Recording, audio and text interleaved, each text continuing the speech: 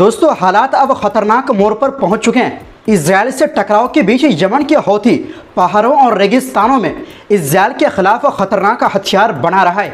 Report से कहती है हौथी अब हमास स्टाइल में 7 अक्टूबर जैसा हमला दोहराने की तैयारी कर रहे हैं, मतलब सीधा ज़मीनी हमला। क्या है पूरी खबर?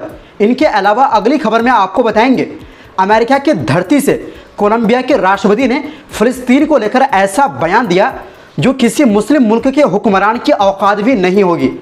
उन्होंने अमेरिकी सैनिकों से अपील की, इंसानियत का साथ दो, जुल्म का नहीं।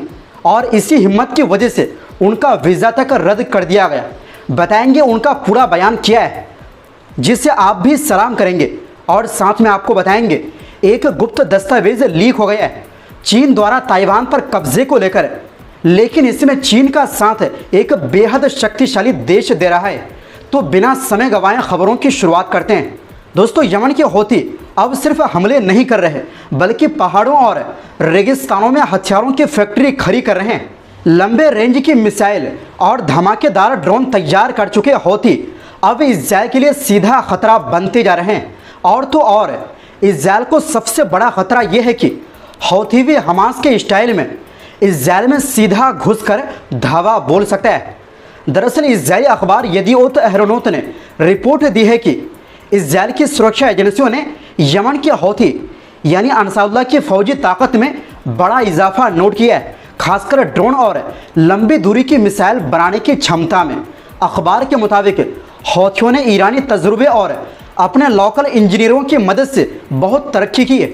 वो अब ज़मीन के अंदर सुरंगों और छिपे कारखानों में ये हथियार बना और जमा कर रहे हैं। इजरायली फ़ौज का कहना है कि हौथियों ने गुप्त फैक्ट्रियां बना ली जो दूर दराज इलाकों में हैं, ताकि बाहर से किसी को पता ही ना चले। इजरायल की मिलिट्री इंटेलिजेंस ने तो हौथियों के खतरे से निपटने के लिए 2 नई यूनिट्स बना दिए। रिपोर्ट्स में ये भी कहा गया है कि हौथी सिर्फ मिसाइल और ड्रोन से ही खतरा नहीं है, बल्कि उन्होंने एक तूफ़ान अक्सा यमन वर्जन जैसी प्लानिंग बनाई है।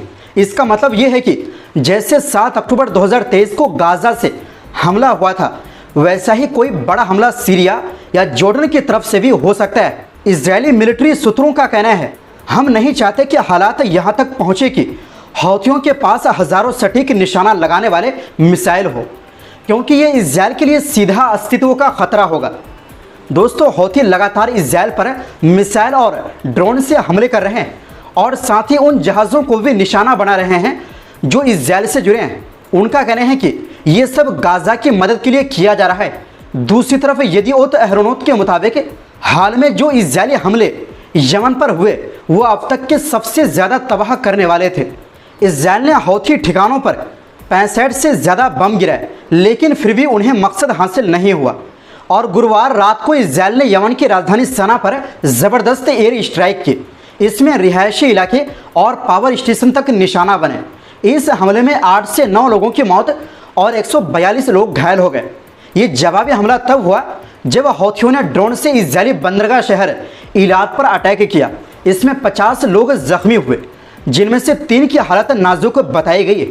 वहीं दूसरी ओर दोस्तों, यकीन मानिए कोलंबिया के राष्ट्रपति ने जो अमेरिका और इजरायल के खिलाफ बयान दिया है और अमेरिकी सैनिकों से जो अपील की है, वो भी अमेरिकी धरती से ऐसा बयान देना किसी भी मुस्लिम देशों के नेताओं की औकात नहीं है। जिसके बाद अमेरिका ने उस पर कार्रवाई की है, लेकिन फिर भी उसका जज्बा फ़िलिस्तीन के समर्थन में काफ़ी बुलंद है। दरअसल अमेरिकी विदेश मंत्रालय ने शुक्रवार को कहा कि वो कोलंबिया के राष्ट्रपति गुस्तावो पेट्रो का वीज़ा रद्द कर रहा है।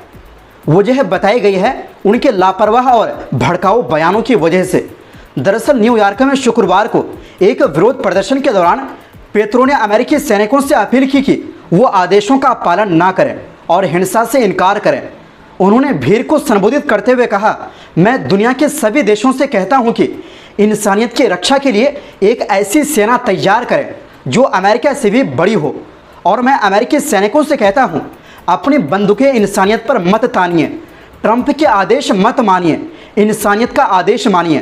पेट्रो का यह बयान सोशल मीडिया पर भी सामने आया, जिसमें वो फ़िलिस्तीनी कूफिया यानी स्कार्फ पहने हुए नजर आए। उनके दफ्तर से जुड़े एक सूत्र ने फ्रांस प्रेस एजेंसी को बताया कि राष्ट्रपति शुक्रवार रात ही बोगोटा लौट रहे हैं। वहीं पेत्रो ने खुद कहा कि उनके पास इटली की नागरिकता भी है, इसलिए उन्हें अमेरिका में एंट्री के लिए वीज़ा की ज़रूरत नहीं। दरअसल पेत्रो इस हफ्ते न्यूयॉर्क यूएन जनरल असेंबली में शामिल होने आए थे। अपने भाषण में उन्होंने ट्रंप प्रशासन की आलोचना की और हाल ही में अमेरिकी हमलों की अंतर्राष्ट्रीय जांच की मांग की। ये हमले कैरेबियन सागर में उन नावों पर किए गए थे जिन पर नशा तस्करी का शक था। पेत्रो ने यह भी आरोप लगाया कि ट्रंप प्रशासन गाजा में हो रहे नरसंहार में शामिल है।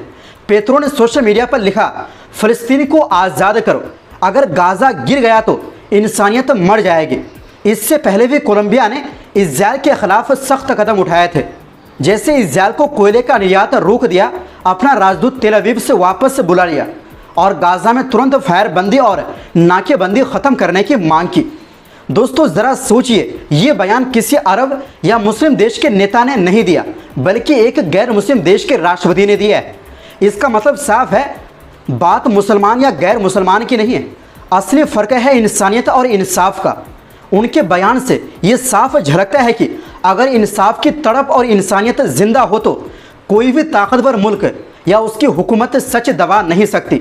उन्होंने दुनिया को आईना दिखा दिया कि गाजा के बच्चों का खून सिर्फ फ़लस्तीन का मसला नहीं है, बल्कि पूरी इंसानियत का मसला है। आज कई मुस्लिम देश चुप है, लेकिन कोलंबिया जैसे छोटे मुल्क का राष्ट्रपति आवाज़ उठा रहा है, ये बताने के लिए कि जुल्म चाहे किसी पर हो, उसके खिलाफ खड़ा होना ही असली बहादुरी है। तो कोलंबिया के राष्ट्रपति के लिए आप कमेंट बॉक्स में कम से कम एक शब्द ज़रूर लिखें।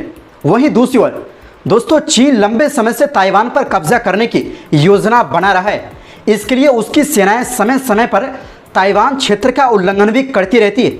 इस बीच ब्लैक मून नामक समूह की ओर से लीक किए गए दस्तावेजों से कुछ नए खुलासे हुए हैं, जिनमें चीन के खतरनाक प्लान के बारे में पता चला है। दस्तावेजों के मुताबिक रूस ने ताइवान के खिलाफ संभावित ऑपरेशन में चीन की वायुसेना को ट्रेनिंग देने और मजबूत करने की डील की है।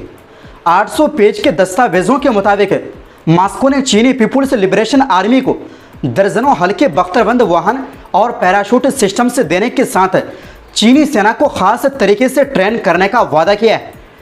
Royal society of British intelligence यानी RSI ने दस्तावेजों के सही होने की पुष्टि की और कहा है कि ये समझौता चीन को ताइवान, फिलीपींस और क्षेत्र के अन्य द्वीपों के खिलाफ हवाई आक्रामक अभियान चलाने में मदद करेगा। रिपोर्ट में यह भी कहा गया है कि चीनी राष्ट्रपति शी जिनपिंग ने सेना को 2027 तक ताइवान पर सैन्य कब्जे के लिए तैयार रहने का आदेश दिया है। एक ताइवानी सुरक्षा अधिकारी ने वाशिंगटन पोस्ट को बताया, चीन और रूस के बीच सैन्य सहयोग का स्तर अब तक सार्वजनिक रूप से बताया गया स्तर से कहीं ज़्यादा है। चीन ताइवान को अपना हिस्सा मानता है और अमेरिका इस द्वीप का समर्थन करता है। कई पश्चिमी देशों और अमेरिका ने दावा किया है कि चीन रूस को यूक्रेन युद्ध में आर्थिक तौर पर मदद कर रहा है। चीन रूस का सबसे बड़ा ट्रेड पार्टनर बना हुआ है और रूस का सबसे ज़्यादा तेल चीन को निर्यात हो रहा है।